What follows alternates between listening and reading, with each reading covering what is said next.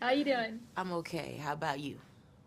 Doing great. So the last time we talked, you talked a lot about how you get to play with perspective, and you are not necessarily who that character is, but how her grandson sees her when we're doing the POV stuff, which inherently lends itself to people wanting to share their stories. And one of my favorite things currently about Nickel Boys is getting to see everyone's reaction to the movie that they've come out. What has been kind of the most either moving or most exciting like story or something that someone has shared with you guys throughout this process now that more audiences are getting to see it? Um,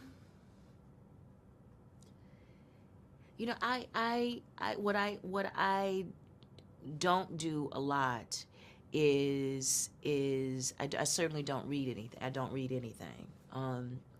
I hear and I hear have heard things in Q&As, and I think one of the things that particularly stayed with Ramel is a woman in London was saying that usually when she sees or experiences stories about um, black families, that the expression of love is really about chastisement or disciplining, and that what was effective or affecting for her is seeing that expression of love with Hattie, between Hattie and Elwood, coming through it as something that was done through adoring eyes and loving eyes and smiles and hugs, you know. So that was that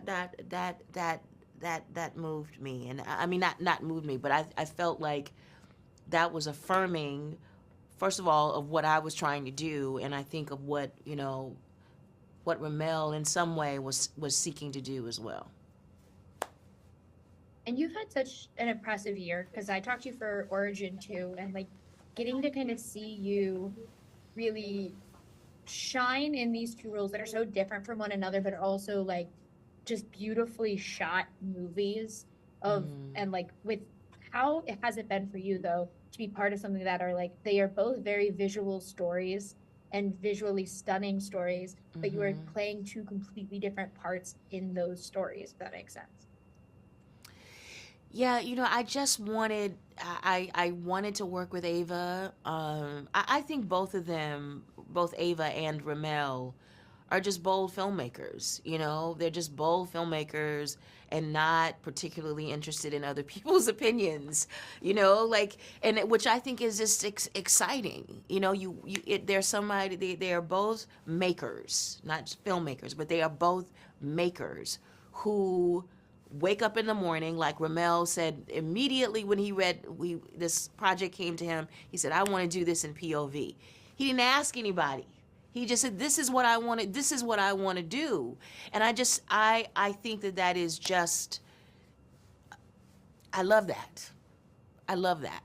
You know, that it is not making by committee. It is just there. I guess that's a nature, like the auteur mentality, right? Like that it is their vision that they are dying, literally dying to make. I saw that in Ava, dying to make happen.